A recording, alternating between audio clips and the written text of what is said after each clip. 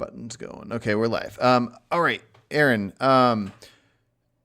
So we don't have an exact plan for this conversation. Do you have a preference to either share some thoughts with me, or do you want me to start off sharing thoughts with you on the topic? I am more than happy to have you start, and we can go Okay. from there. Okay, sounds good. Okay, so we're going to be talking about the man bear meme. It's kind of complicated because in so many ways it doesn't matter, and in others other ways it does. Um, I guess my biggest concern with it, um, and and this is ignoring maybe its origins. I hear it was started off as a TikTok thing, and I don't know it from TikTok. My biggest concern is it doesn't seem to be opening conversation. I remember when Me Too first started, and that was very like sharing stories of important things that had happened. It seemed to open up a lot of eyes. It was like, even though it had some downsides, it was very important, I felt, and it started a lot of conversations. Where this, at least from everything I've seen, it comes across as just an attack on men.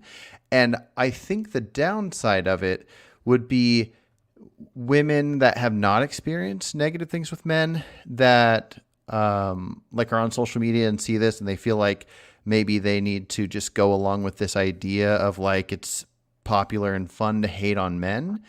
And I know a hmm lot of women that might post it might just have had bad experiences. They love men in general, but they would be willing to say that they can be scared of the idea of being alone with a man because of the possibility. But I don't see any positive in this negative seeming meme, and so that I guess that's my biggest concern. I mean, why does it come across as a non-starter for conversation? Why don't people say, "Why do you feel that way?" Why do they say, "Oh, you're just attacking me"? Because I feel like that, in and of itself, is an indication of the origin of the meme. This could be, and maybe it's just the ones I've seen, but every time I see one, it's usually a meme attacking men for how they've reacted to memes.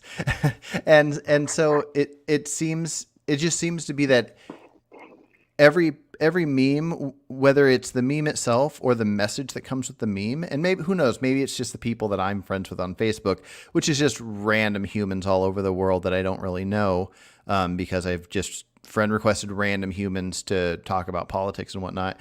But whoever I have somehow acquired on Facebook, the which I'd say it's 50-50. Half the people on there are like super disgusted by the meme, and then the other half like it and share it and just shit on men nonstop.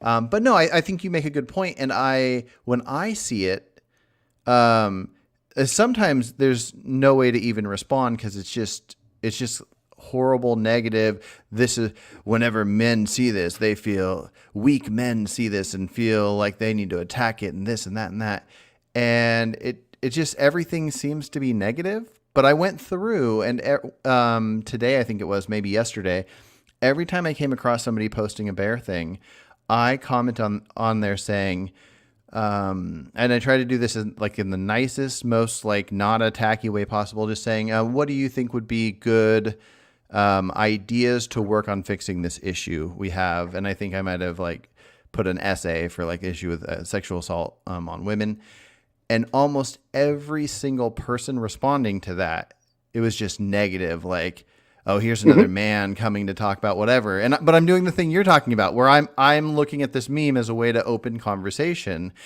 And I think Sure.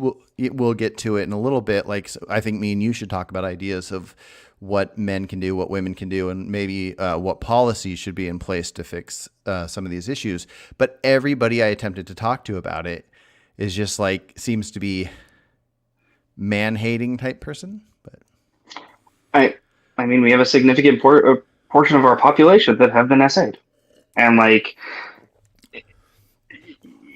like that is something that they have to live with. And yeah, men as a group get grouped all together. It's kind of like police as a group get grouped all together. A is this few bad good? apples. No, it's not good. But it's Oh, like okay. like a few bad apples ruins a bushel, right? Hmm. So, like, until we find a way to fix the problem, yeah, if you or I have a bad dating experience, what does that look like to you? Like, just imagine you're going on a date and the date goes poorly. What does Hmm. that look like to you? Oh, I don't know. Probably just awkward and not an interesting person or something. I don't know. Sure, yeah, that seems reasonable, and that's usually what it looks like for me. Like, Hmm. I have friends that have told me, their worry on a bad date is that they get kidnapped, that they get murdered, that they are now dealing with a stalker. So, like, Mm. we don't have those concerns. Women tend to. So now we have to figure out how to change that. And it doesn't come from grandstanding and being like, well, I would never, so you can trust me. But because, like, right, you wouldn't, but how do they know that? Yeah. Right?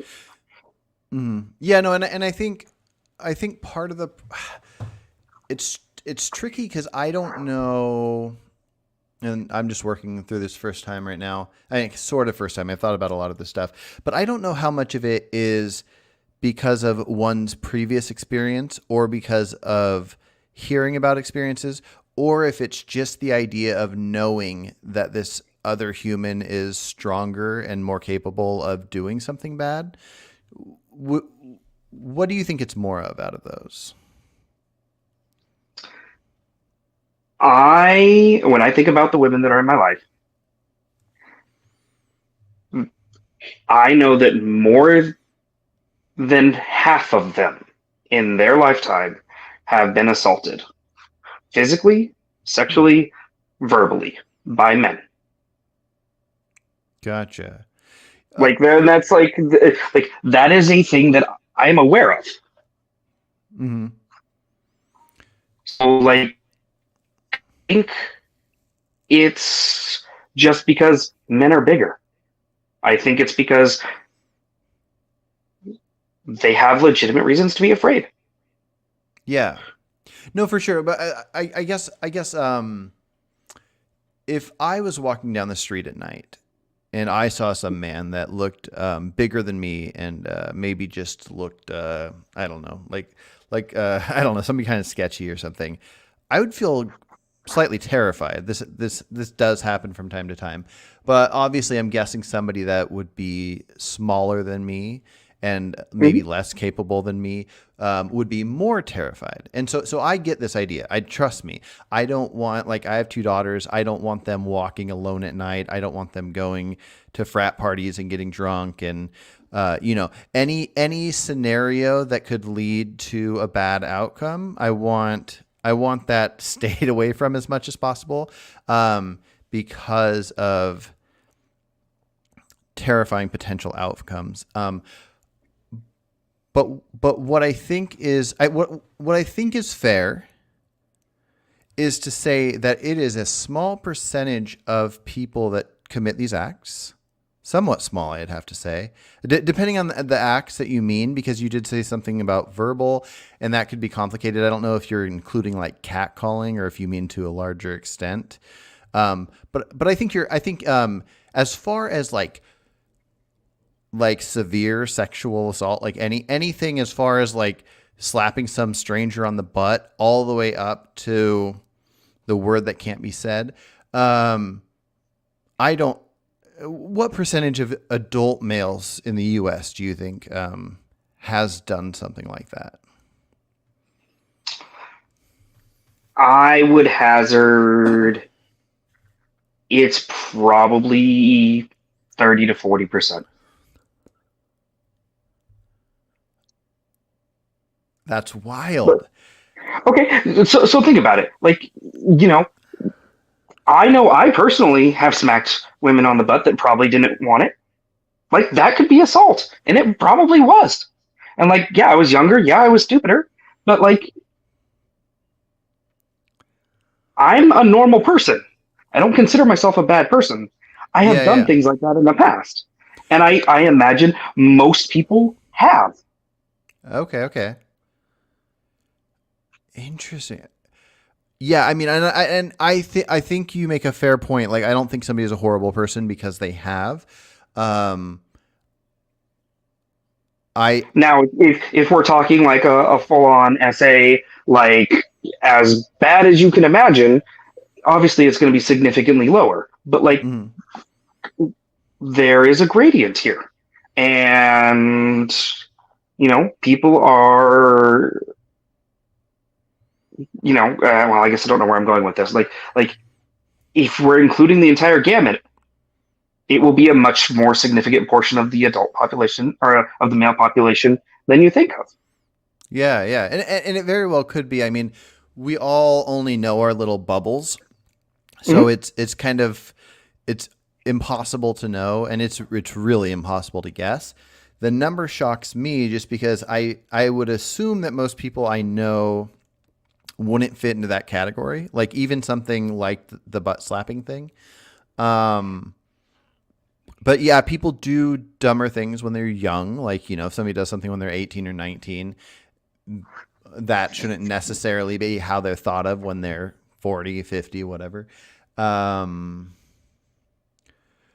but yeah, yeah, yeah. Yeah. I, I, I mean, think of a fairly innocuous example. How often are you like in a crowded place and you need to slip by somebody, right? mhm. And when you slip by a woman, you are much more likely as a guy to, touch them on the shoulder. You're not trying to do anything wrong with it, but you're trying, hey, I'm moving behind you. You Mhm. generally don't do that when you slide past men, right? Hmm. Like I don't. that's not an assault per se, but like that is a very clear difference in how people treat men and women, and it can lead to imbalances. Yeah, maybe. I don't know. That's kind of interesting. It might depend on the location and the type of people. I feel like women are more often likely to touch, and men are more often likely to not touch either. But I think you might be right. I think there are some interesting imbalances like that. I don't know if I would. I'm trying to think.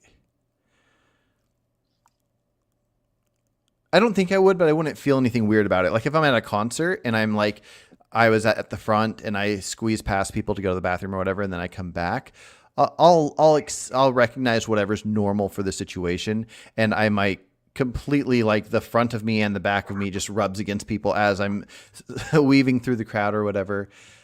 But Sure. yeah, I mean, I don't know. I think we can kind of have norms of society. We have and I think slapping on the butt is not an acceptable norm. Where I think brushing up past people when you walk past, it's a norm until it becomes talked about as not a norm in a big way, which I think could be a good thing. Do you think that what do you think about that? Do you think that men should just feel comfortable touching men on the shoulder too, or that neither should touch either on the shoulder if they don't know them?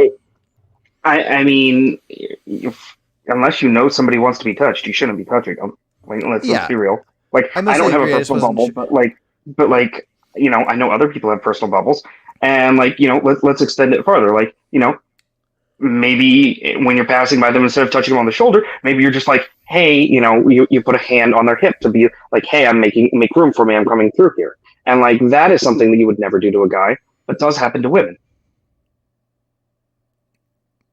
You Interesting. can Okay. like, if have you ever gone to someplace like a bar that's crowded. It's not necessarily like, everybody's out dancing, but like it's crowded, it's busy, and you just watch as people walk past each other. Because you will see men use their hands to touch and move women to get them out of the way, whereas they don't do that with other men. Gotcha. Okay, so I don't go to bars, so I might not have a good experience on this. So I might need to do that for a social experiment, just to go and watch what happens, take notes. Um, yeah, yeah, I believe Or you. like maybe go like the county fair or the state fair. Like just go there, Mhm. find a bench, sit down, and just kind of people watch how people interact with crowds. Yeah, yeah, yeah. No, I got you, and I could imagine those norms if they don't get challenged, they could lead to worse things and whatever. I don't think of it as a big enough deal at this moment to I think it's worth moving over to the more extreme stuff. The one thing that's really complicated about this is I don't think people in general just want to lie about stuff. So if somebody says something happened, I don't view them as lying. But at the same time, when I want to look at issues that are happening, I like to make sure something can be proven. Something like the idea of looking at a stat of like 1 in 3 women feel sexually assaulted or something like that. It just in a sense doesn't like it means something to me. Like if somebody says this thing's happening, then I think, oh, if this thing's happening, then there's something that needs to be worked on. But I don't tell myself this thing is happening. I don't know if that makes sense. Okay. And so one thing I'll say, I don't know if you're familiar with, in the UK, they have a lot of the CCTV cameras. They're just like everywhere, any public area, there's just security cameras catching everything. And here we have a few, but not a crazy amount.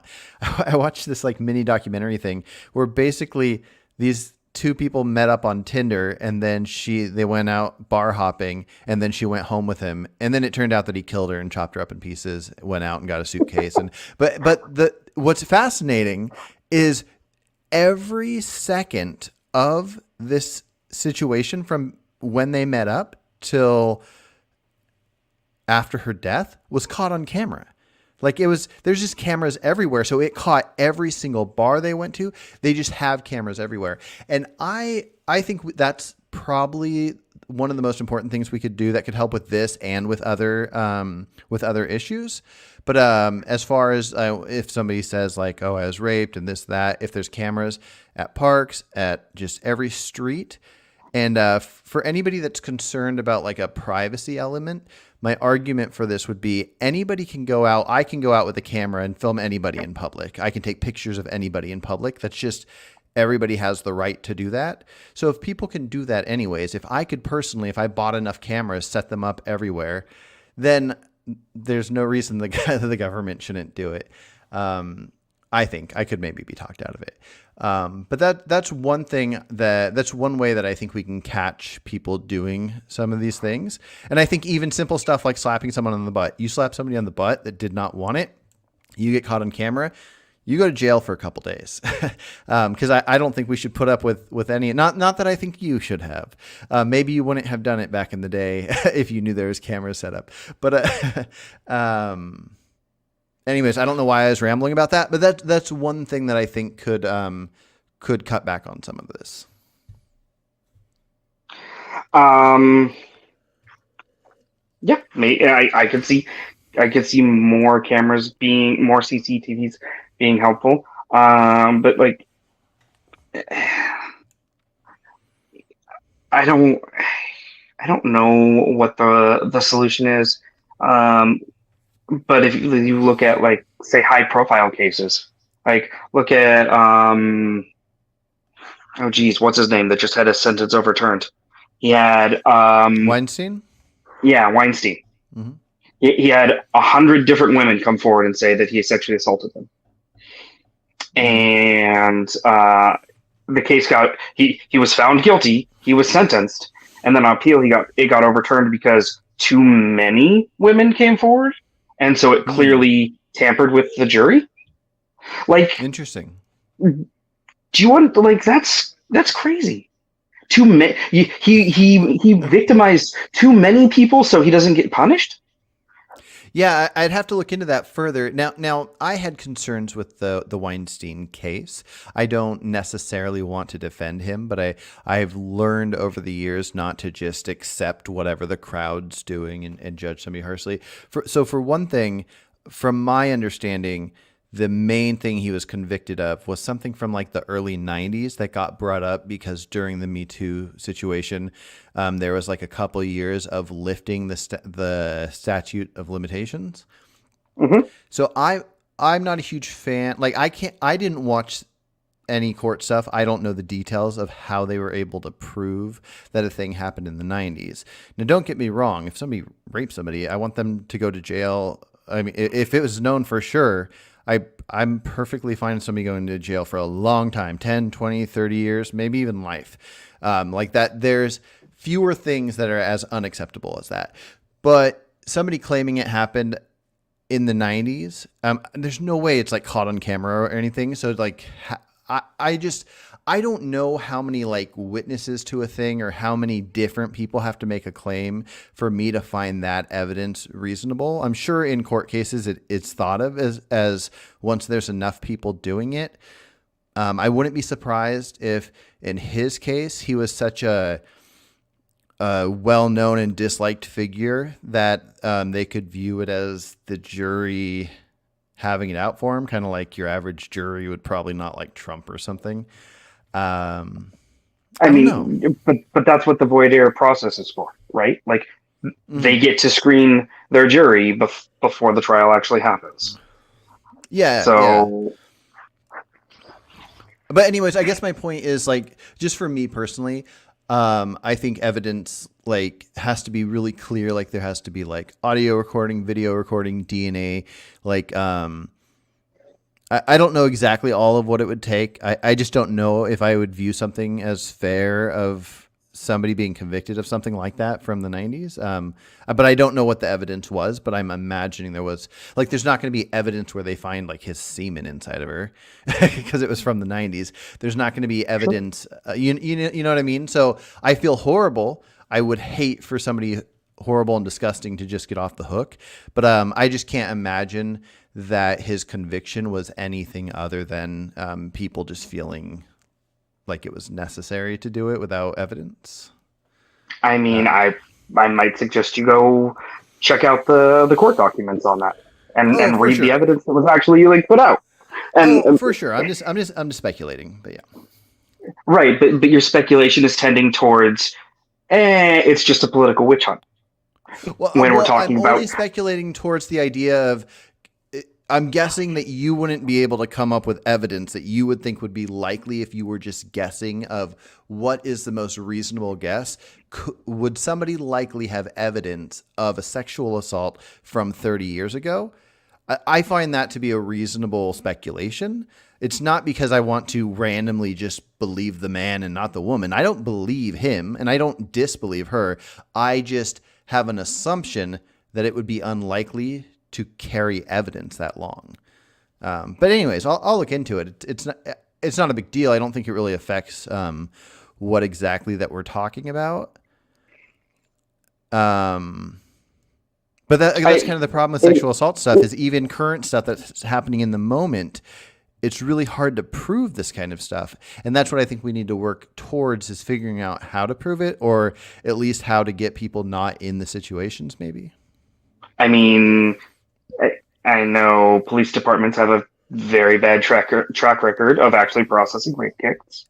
I know, a lot of states, like, and like there are laws where, obviously if you're being criminally charged, you get to face your accuser, but also it can be very traumatizing for somebody to try and sit on a stand and face the person that assaulted them. And that's so true. If you can't do that, then maybe then it doesn't go to trial. And because you are the evidence and you can't do that, then they get to go free. Yeah. So conviction rates are skewed horribly against people that are victims in this type of crime. For sure. I would guess not too often if there's strong evidence, like if somebody was like caught on camera doing it or something, I'm guessing the person would go through with it. But yeah, it'd be kind of freaky to bring a case forward to say this person did this thing, and then the chances that person gets off and then wants to attack you because you know. So I get that. Yeah, it's a devastating idea. Well, let's take this one at a time because you just made a few claims. You said the police have a bad track record of not believing women. Now that is a common... No. I said the police have a bad track record of processing rape kits. Okay. Oh, processing rape kits. Can you tell me what that is? So they will collect evidence. If somebody goes to the police department and they say, "I've been raped," they collect body fluids, they collect samples from you, and they tag it into evidence, and then they are supposed to examine that. Mhm. They have a bad record of not actually processing those How do we know because that? there have been studies that have shown that there are hundreds of rape kits that just weren't processed for long periods of time.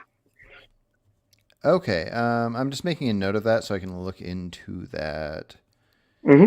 kit. Now, okay, is this something that you think has been worked on thoroughly in recent years, and there is a bad history of it, or do you think it still has this issue? I mean, I assume that it's better in some places, but I assume it's not great. Gotcha. Okay.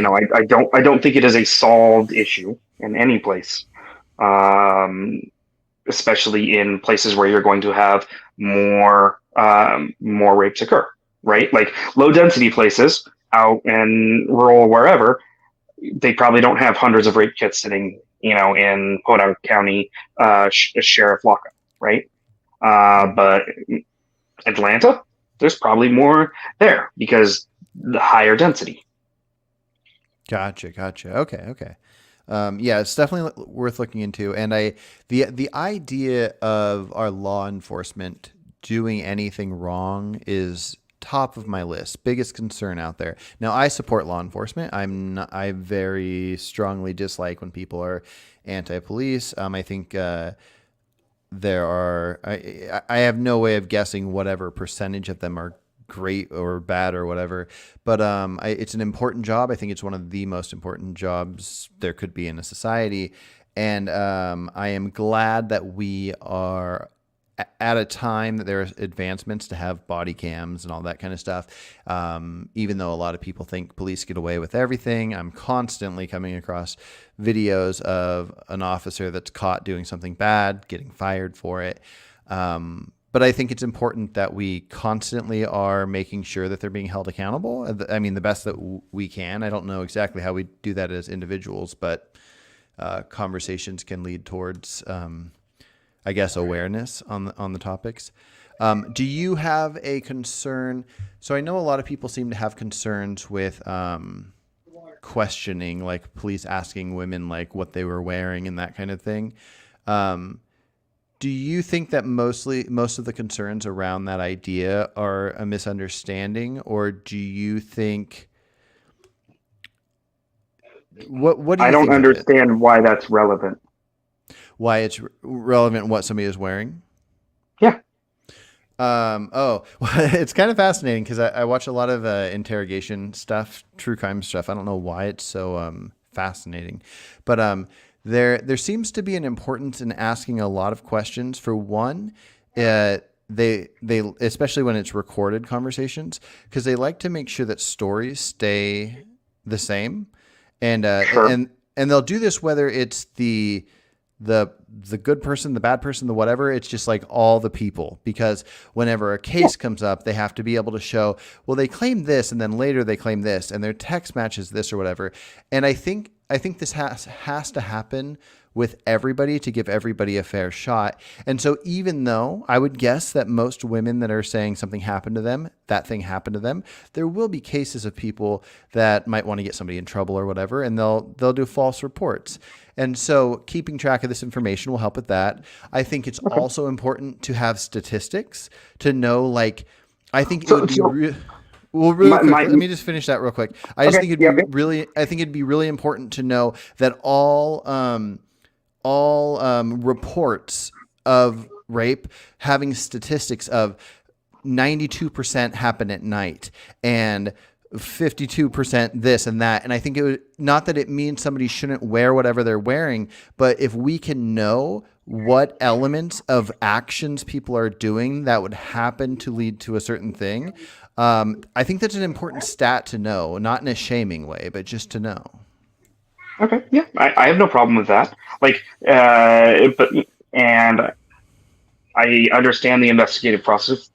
They ask a whole bunch of questions, a whole bunch of times in many different ways to help make sure they get correct answers or truthful answers. And I don't have a problem with that. I do have a problem if this leads to, well, don't dress this way and you won't become a problem. Agreed. I have, I think if, I if have an a problem officer with was that. recorded saying that, they should be fired. I think, yeah, instantly. I agree. My guess is people don't do that. Maybe people on the internet, because social media makes people act like wackadoodles. So people will say things like you just said, and people will say the opposite.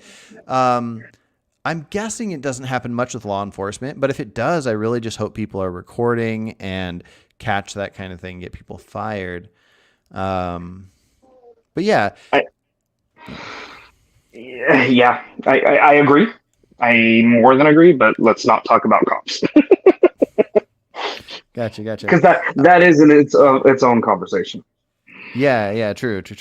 Yeah.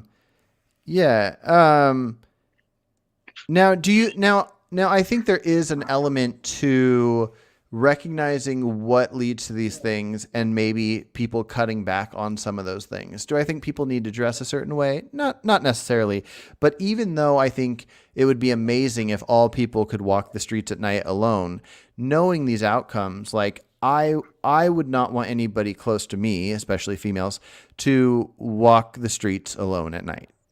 And do you think that's a bad thing to tell them, and always and forever, because you can never make this 100% go away? I mean, is it a bad thing to take steps to protect them? No, it is not a bad. It's never a bad thing to take steps to protect them. Well,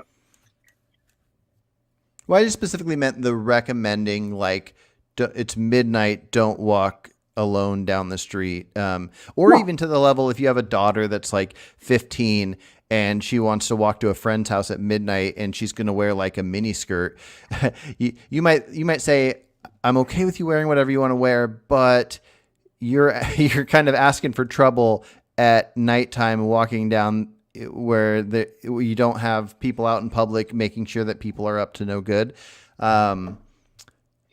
I don't know. I mean, I think you come back to it's late. You probably shouldn't be walking alone. Let me go with you, and then I'll come back home. Right? Yeah. Like it's not about changing their behavior as much as it is just protecting them. Yeah. Recommending in adult cases, recommending, and in children's cases, enforcing a standard of not doing an action that could lead to a harm. Yeah. And it's complicated because it's a thing where, because I was reading, I think you posted, I wanted to talk about this real quick. You posted this meme and it said, it was talking about if men disappeared for 24 hours, what would women do? One was walking up the street at night alone, and that's kind of what we just talked about. But I think it's important to recognize that there are things that will never become 100% safe. So even in the best world possible, it's probably not safe to walk up and down the street alone at night. And then there's leaving my drink. Why? I will walk up and down the street at night. If I'm out drinking late with friends and I'm like, oh, I'm a mile from home, I can't drive tonight, I can walk home. Mm-hmm. I have zero fear about that. Yeah. Why shouldn't women also have zero fear about that? Well, because you were born amongst the 50% of likely stronger people. I mean, it's just, you just naturally have this fear. It's not your fault that you were born to not have this fear, and then I was born to have.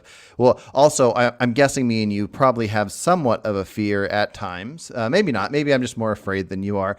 But I mean, I've been in situations where I'm uncomfortable, but in the moment. But that doesn't stop me, and it doesn't change what I would do later on, because I don't live in that constant state of fear, and I don't think women should either. Do you think what would have to take place for you to feel that it would make sense for a woman not to feel that? Because I don't think that can happen.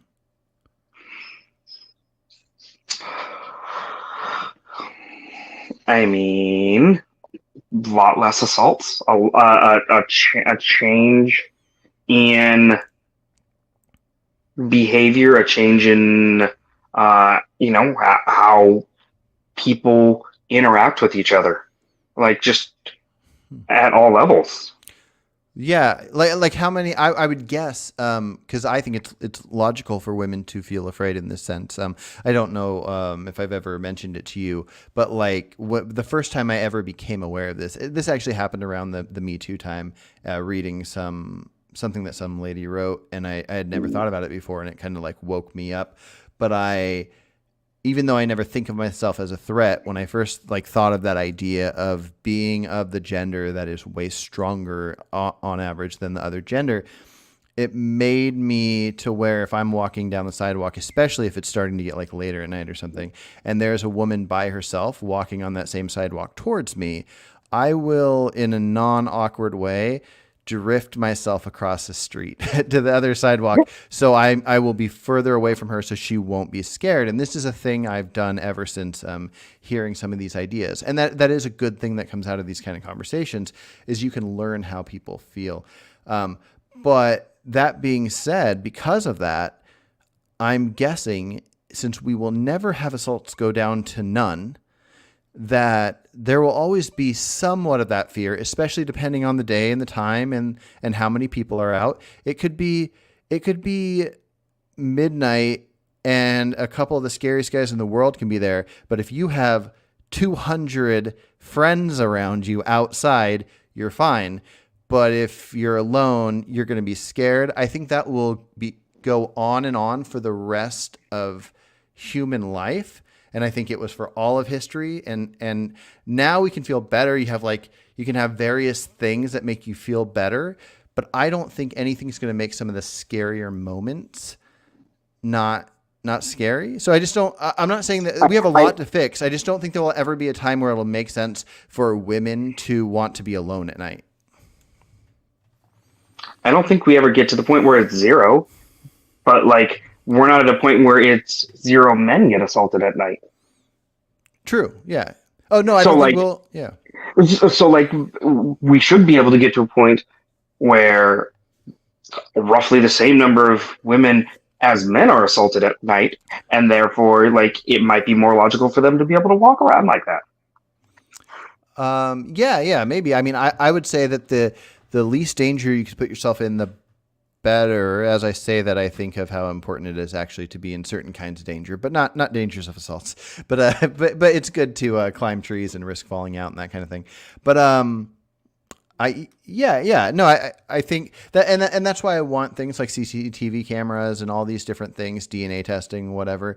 All these advancements in technology are making us feel safer and safer and safer. And so I think it will be great to be in as close of a world as possible where you don't have to worry about these things. So, okay. So let's say we have these CCTV cameras. They're everywhere. They're capturing everything.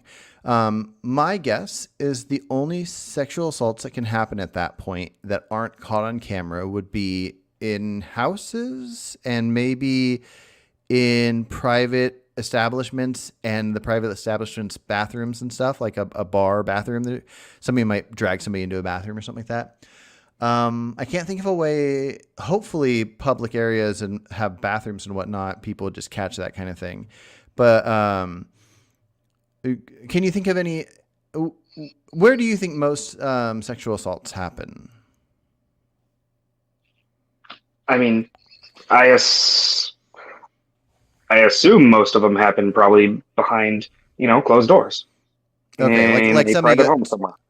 Okay, like somebody goes on a date, they meet somebody online or whatever, they go on a date and they go home with them that day, not knowing them. It's a stranger and it's a horrible stranger, and they assault them. I mean, statistically, most women are assaulted by somebody that they know, somebody that's in their life. So, okay. I've heard that before. What's that referring to?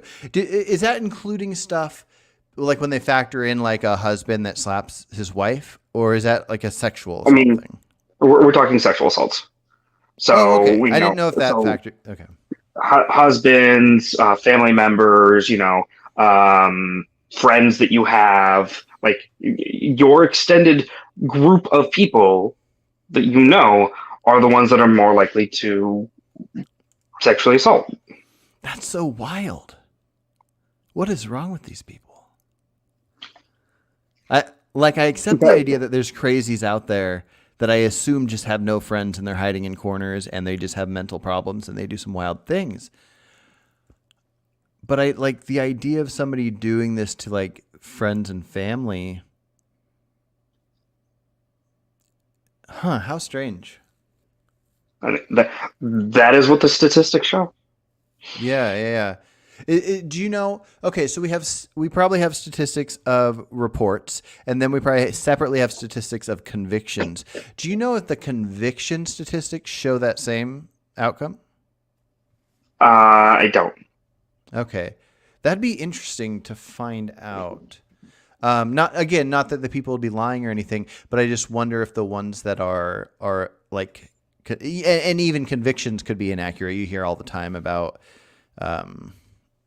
some racist cop in the 70s made it to where somebody was convicted that was black, even though they didn't do it or whatever. And so convictions aren't always 100% accurate, but it'd be an interesting number for me to look at. So I'm going to look into that. But yeah, okay. So at Holmes, what do you think? I just wonder, like, in the same sense that we might tell people, hey, even though you should be able to walk alone at nighttime, it's probably best not to. If we can figure out where most the sexual assaults are happening and what leads to it, and just have people be aware of it so they're less likely to do it. Anything that's going to be more likely for me to be harmed, I'm not going to do. I love watching crazy people do mountain climbing free solo without a harness, but I'm not going to do it. I've seen the ones that fall. Same thing. Like, I happen to not drink alcohol for whatever reason. I'm a weirdo, but if I was a lady and I saw that a lot of the stats were showing sexual assaults happen when you go to a bar and then somebody takes you home because you're too drunk to make up your mind on what you're doing, or if you go to a frat party and then somebody takes you into the bedroom or you pass out or whatever, I would start thinking like, okay, I'm only going to drink alcohol when it's me and my girlfriends and we're alone, not inviting anybody over in our apartment or in our house that we're renting together, something like that. I just wonder if, like, what actions, if you could talk everybody into not doing 10 certain actions, stop going to bars, stop going to frat parties, stop walking alone past 9 p.m. If all of a sudden, like, 75% of the sexual assaults drop, not that means that they shouldn't have been able to do those things, but until we can figure out how to catch those criminals, if we just try to get our women we care about in our society to not be in those areas, maybe I don't know. Maybe that sounds crazy. I don't know. I mean, it comes from the right place, but I don't know what actions you would say don't do, right? Like, I feel like the onus is to raise men to be better. Okay, that's an interesting point. I've heard that said, but does anybody raise men to not be better? Or better yet, what do you mean by raise to be better? Because I'm guessing if anybody ever thought for 1 second that their kid was going to sexually assault somebody, they would slap the shit out of them and be like, what are you doing? Right. But, like, it starts from, just basic respect, right? So there was a study done on a college campus. There was a class that they had made that was half men, half women, right? And the students got to interact and they got to talk. And at the end of, a week of classes, there was a survey that went out, and the survey asked both men and women how much talk time they felt that they had in terms of back and forth, and who did the majority of the talking in the classroom, and who, if they felt heard, if the ideas that they were trying to convey were received or not, right? And at the end, like, men overwhelmingly said, the split is, very 50-50. We have, we're a 50-50 class. We have just as many women participating as we have men participating. And the women were like, well, we get about 10% of the face time. And we get about, maybe 15% of the face time.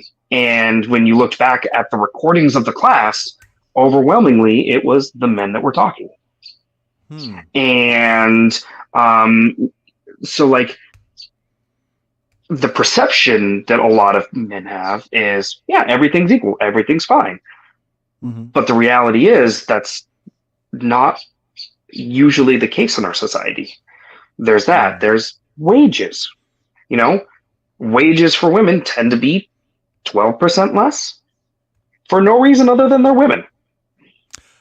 I feel like I don't have the stats on me right now, but I feel like that has been debunked so many times that any information just shows that it's from the jobs that are picked. Now, we could argue that this job, like for being teachers of K through 12, it's on average way more women than men. And then men might have certain jobs that that like a job that pays more than that on average it's more men. Now, we could argue that maybe they're paying the teachers less because they're mostly women and they feel like they can get away with paying them less. Right, but if you're looking within a specific job, like female doctors make less than male doctors. For the same type of doctor? Because yes, for the same type of doctor. I've seen that it'll show like your average pediatrician is a lady and your average brain surgeon is a man, and different types of doctors and surgeons and all these different things. But you're saying for the same, for a pediatrician that has worked the same amount of years that a female pediatrician that has worked 10 years and a male pediatrician that's worked 10 years, the male will make more in the same hospital? Yes. Interesting. I mean, maybe not in every hospital, probably not in every hospital. I wouldn't even make that claim. But like on average, they will make, 10 to 12% less. Okay. And like you should send me the best thing you can find on that. I will read every little piece of it. I promise you. And I'm not saying that you're wrong. I've just seen so much on this topic and I've tried to read as much as I could. And it just seems like men on average are doing like the engineer jobs and the electrician jobs, like all these various different things. I know there are outliers, but yeah, anyways, I'll find something for you to read and get it to you here in the near future. But like, it's, in my opinion, these are examples of how society should shift. And more respect should be given, and more respect needs to be taught. Mm-hmm. Yeah, well, I think everybody's different. Everybody has different personalities. And I'm not saying that things should be exactly how they are. We could try to look and see, does this thing happen? A lot of people do things different based on who they're around and just whatever our societal standards are. For my wife, for example, whenever there's a party happening, like we have a bunch of friends and family over, if I'm ever talking to her while there's like 50 people in the room, she'll just like space out and not hear a word I say because her mind's always focused on all these different things. So we all have these different things that we do, and in our society, they work different ways. I would just be curious to figure out how much of the thing you're talking about is a lack of respect versus just how people are. If women on average are like more timid or whatever, like, are they more timid because men are overpowering the conversation, or are they more timid because there are just some differences in genders? And that kind of thing, I think would lead to us figuring things out. And I don't know, like I hear this thing that's mocked all the time where women will talk about how men love to just go on and on about some topic or whatever. They'll be talking about like fixing a car and just rambling about some nonsense. And like, to me, as a person that really likes to help people, I like to solve problems. I like to fix things. If my wife was trying to figure out how to get her phone in this case that she can take the phone underwater to film like while snorkeling or something. And like, I get so excited. I'm like, ooh, I can try to fix this, and I'll try to fix this thing. And I really like the idea of helping out and fixing things. And I don't know anything about cars, but my brother-in-law is like great at fixing cars, but he'll teach you how to fix cars while he's doing it. And he'll talk in these words that you can't understand unless you know car stuff. And it's just like, I think men in general like to do this thing, and I don't think that's a bad thing. I think it could be, somebody could, what people call mansplaining. I'm sure it can be done in ways that are very degrading and horrible, and people shouldn't do it. But if men on average might like to do that thing, where women on average maybe are more empathetic when it comes to helping children or something, having like some ideas like this that are just within the on average of the gender in our society, I just don't. I don't think the differences need to be viewed as bad. We would just have to look at individual cases and call out something that is bad. I don't know if you disagree with that, but I wouldn't disagree with that statement.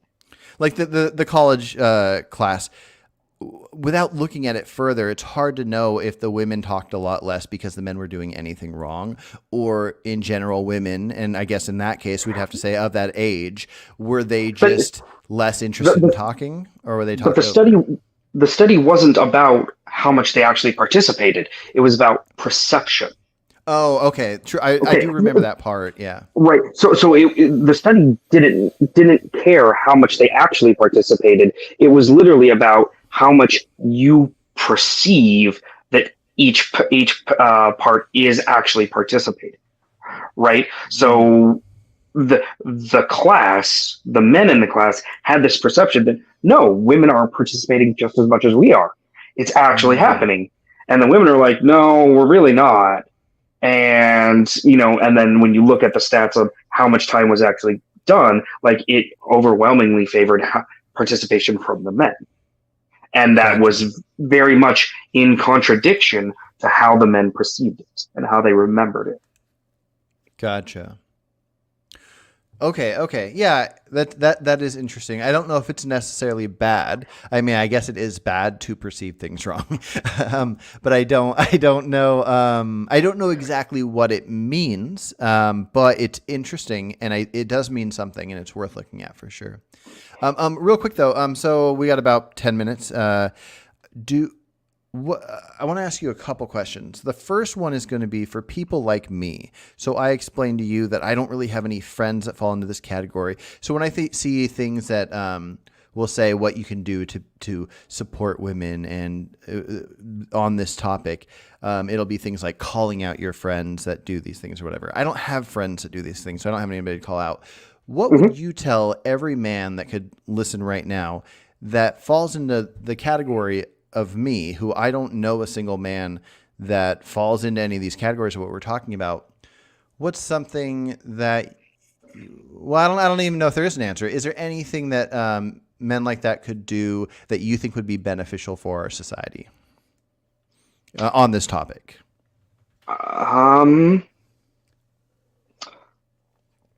Watch what other men do with a critical eye. And if you have a question, confront them. Okay. Just like, I don't know what's going on over here. What can you tell me what's going on here? Like, this looks weird to me. Because then if nothing's happening, somebody will explain, yeah, this is this. And if something is happening, now it's much more likely to stop if a guy confronts the situation. Okay, so now if you were going to, let's imagine it was typed up and nobody knew that it was being said by a man. If you were going to tell women of, let's say, the U.S., like just all around a handful of things that you would recommend they do differently to avoid these situations, what do you think the most acceptable things to tell them would be? And we might have gone over it already, but just to get more of your side of it than mine. Yeah. I mean, don't don't go out alone. Like, have a friend that you trust that you're out with and watch over each other. Yeah. Gotcha. Like that'd be what I would say. Okay. I can't remember if I mentioned it before, but would you say that it's probably not smart to ever go home with somebody on a first date if you met them online? Either to your home or their home? I didn't say, but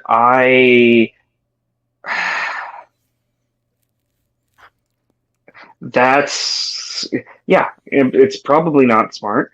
Or if you do, make sure people know where you are. Okay. And where you're going. Because I wouldn't say never do that, because that feels awkward and you shouldn't have to do that. But yeah, be safe about it. Make sure people know where you are. Okay. Okay. And then the last question, what would you say that maybe our politicians should work on, maybe policies, maybe, it could be some of the things that we've already talked about, like CCTV stuff or whatever. But is there anything that you think, or what are the top things that you think should be put in place? Yeah.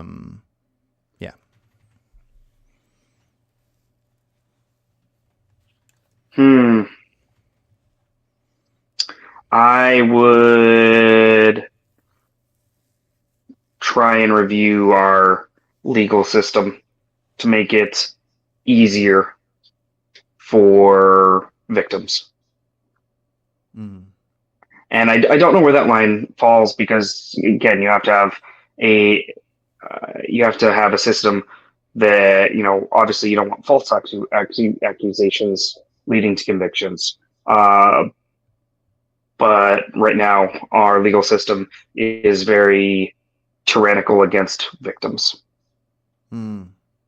Do you think there could be or should be a way that somebody can testify against the person that they're saying sexually assaulted them without having that person see them?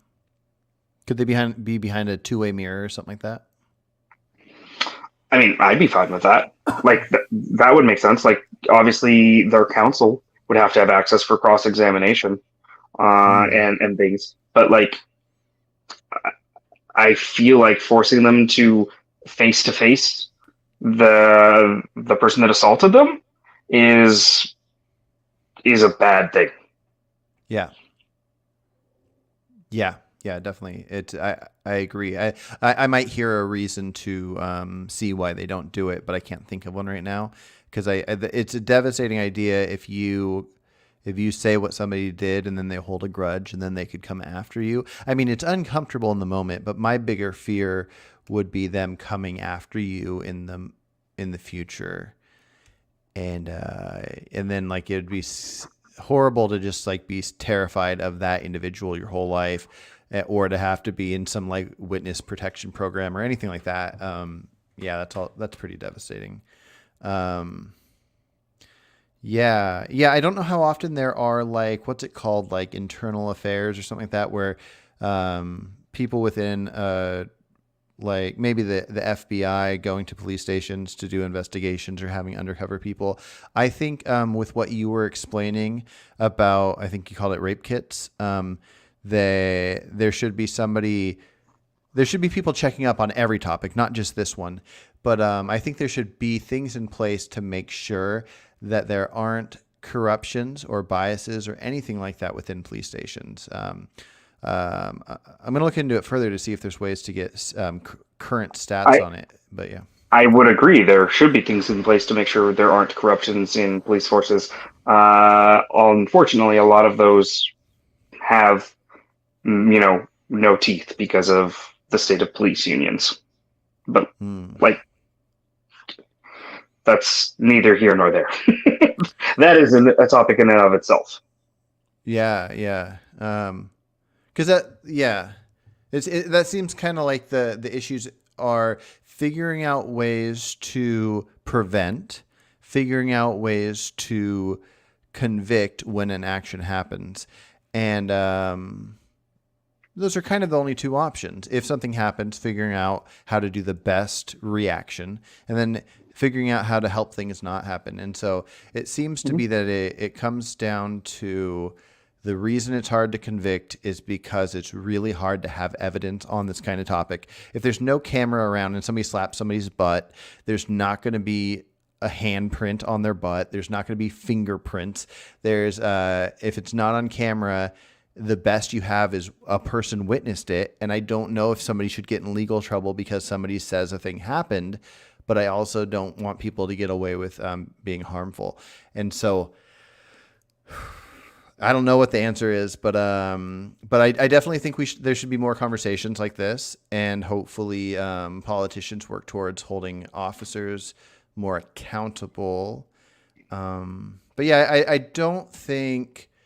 think helping other women be aware of possible things that could happen to help them be prepared to not let it happen is good. But I do think the stuff like these memes are harmful. I think it's very divisive. Just to swing it back to the meme thing, I really think, but I think that's a social media thing. You might, even though you don't agree with me on the bear man meme, you might agree with me that social media in general makes it really hard for anybody to have conversations. And so one person might say something about a thing, and then a very normal, nice person in real life will just say the craziest shit because they're typing something up. They don't have much time. They don't know the other person, but they assume the other person's horrible. I think we should all stay away from social media. Yeah, I would agree. Social media is not a forum that is designed to have actual intellectual conversations. Yeah. So yeah, I guess I need to take that first step and step away from it myself. But yeah, anyways, I don't want to take up any more of your time, but I'm glad we got to talk, and hopefully we can set it up again soon. Sounds good. Talk to you later, man. All right. Have a good night. Bye. Bye.